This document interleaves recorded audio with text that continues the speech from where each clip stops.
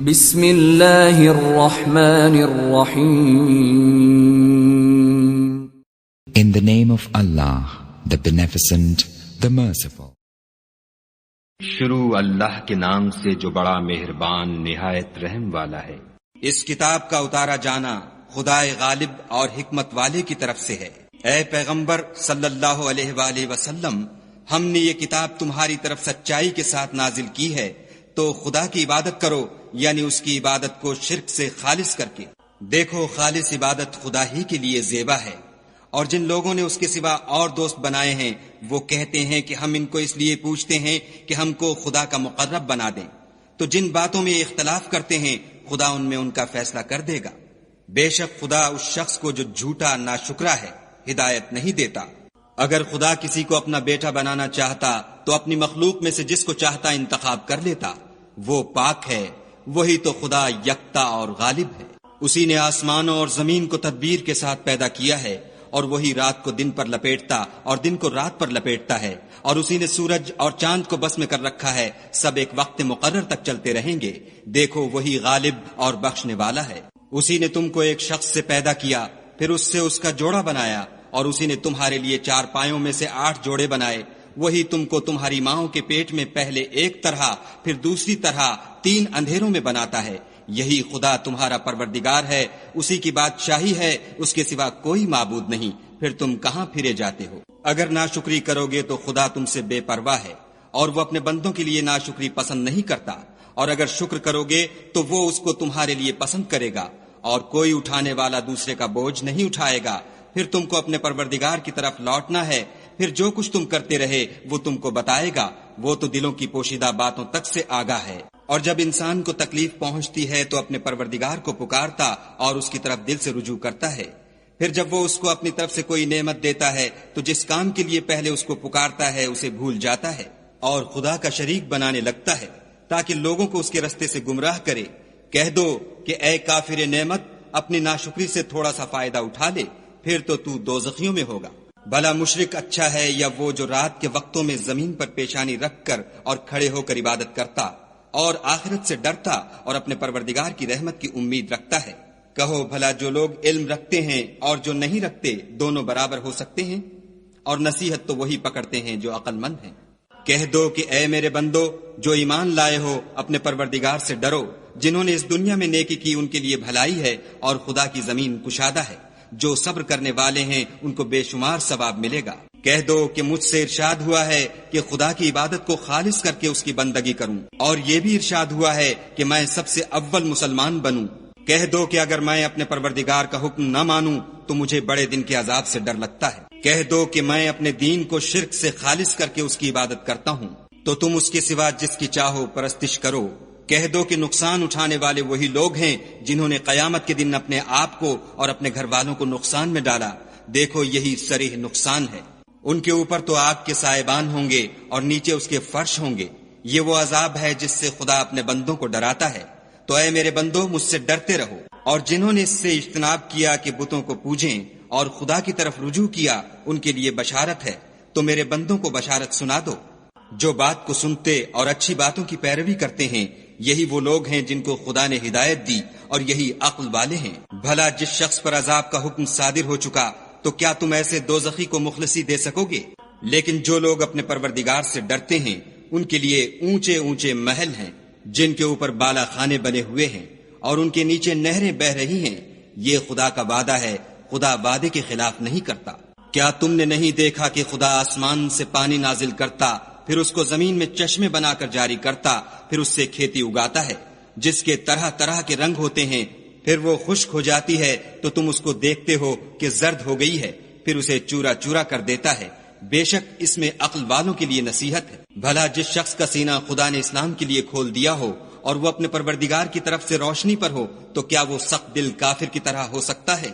بس ان پر افسوس ہے جن کے دل خدا کی یاد سے سخت ہو رہے ہیں، اور یہی لوگ صریح گمراہی میں ہیں. خدا نے نہایت اچھی باتیں نازل فرمائی ہیں، یعنی کتاب جس کی آیتیں باہم ملتی جلتی ہیں اور دہرائی جاتی ہیں، جو لوگ اپنے پروردگار سے ڈرتے ہیں ان کے بدن کے اس سے رونگٹے کھڑے ہو جاتے ہیں، پھر ان کے بدن اور دل نرم ہو کر خدا کی یاد کی طرف متوجہ ہو جاتے ہیں۔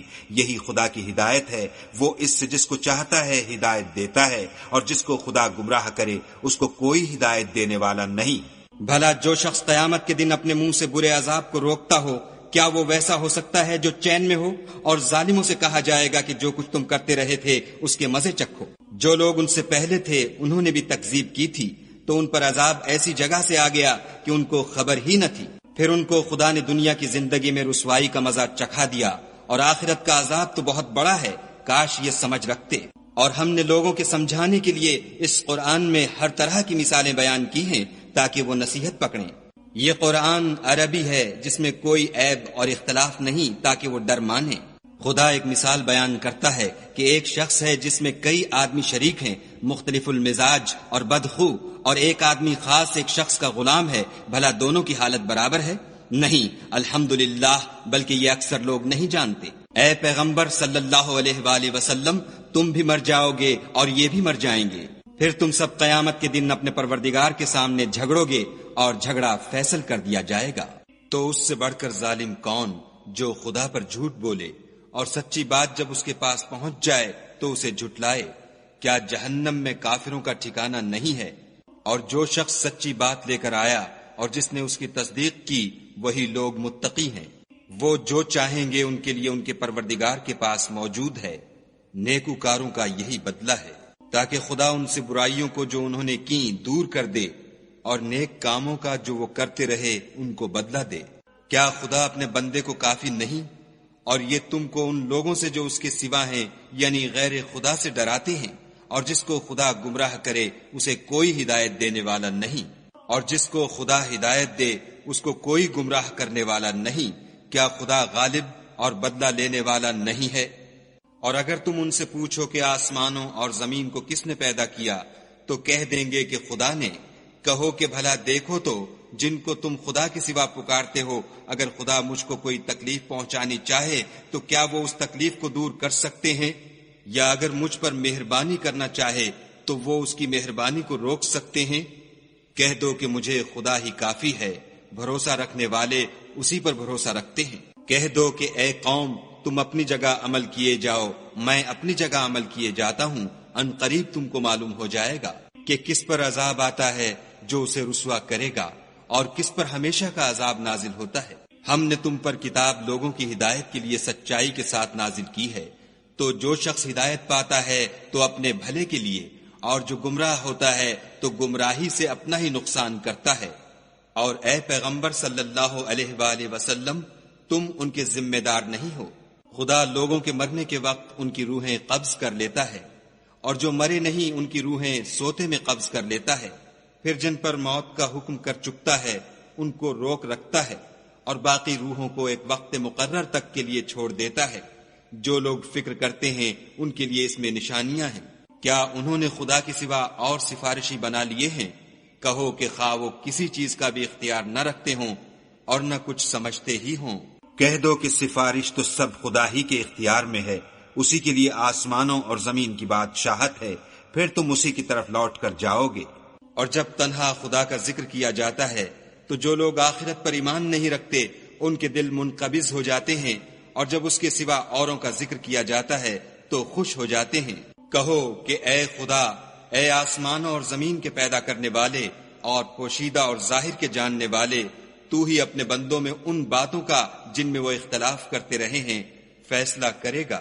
اور اگر ظالموں کے پاس وہ سب مال و متاع ہو جو زمین میں ہے اور اس کے ساتھ اسی قدر اور ہو تو قیامت کے روز برے عذاب سے مخلصی پانے کے بدلے میں دے دیں، اور ان پر خدا کی طرف سے وہ امر ظاہر ہو جائے گا جس کا ان کو خیال بھی نہ تھا، اور ان کے اعمال کی برائیاں ان پر ظاہر ہو جائیں گی، اور جس عذاب کی وہ ہنسی اڑاتے تھے وہ ان کو آ گھیرے گا۔